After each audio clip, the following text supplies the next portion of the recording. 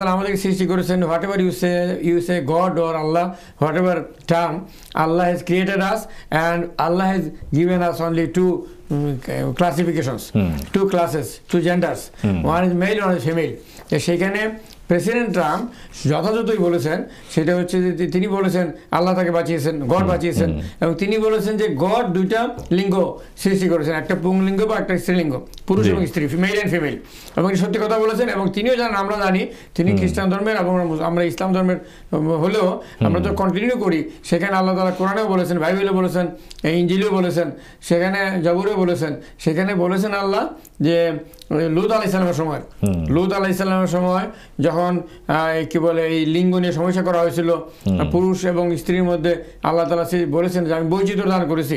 আল্লাহ বলেছেন পুরুষ এবং স্ত্রী আমি দান করেছি, বৈচিত্র্য দান করেছি, তোমরা এইভাবে মানে বৈবাহিক সম্পর্কের মাধ্যমে তোমরা এটাকে ভোগ করো।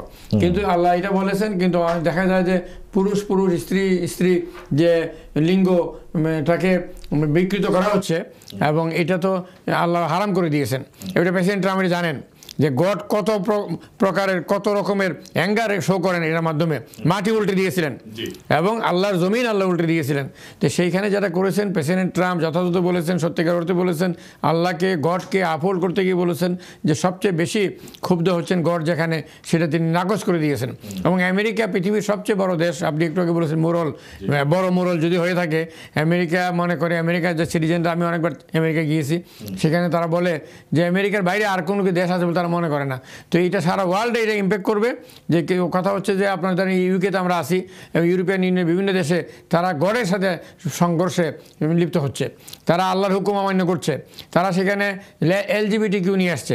এবং এটাকে প্রেসিডেন্ট ট্রাম্পের খারাপ দিক ভালো দিক দুইটা আছে, আমি আগে বলেছি। ভালো দিকগুলোর মধ্যে অন্যতম ভালো দিক, এটা দিয়ে উনি অনেক কিছুকে ফ্লাশ করে দিচ্ছেন, ম্লান করে দিচ্ছেন, এবং এটা পৃথিবীতে প্রতিষ্ঠিত হবে।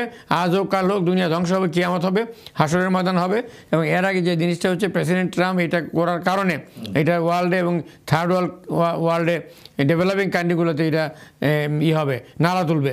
যে যারা যারা মনে করে যে রেইনবো করবে, কি বলে LGBT করবে, যারা থার্ড জেন্ডার নিয়ে আসবে, যারা বলে আমাদের দেশে কিছু কিছু লোক স্পর্ধা দেখায়, এবং এদের বিরুদ্ধে সোচ্চার হওয়ার এটাই বড় সময়। আমরা যদিও মধ্যপন্থী, আমরা ইসলাম ফলো করি, আমরা দুনিয়ার মানুষ সবার সঙ্গে চলি, সবার স্বার্থ দেখি, কিন্তু এই সমস্ত বিষয়ে আপোষ করা যায় না, এবং প্রেসিডেন্ট ট্রাম্প সেটাই করেছেন। ধন্যবাদ।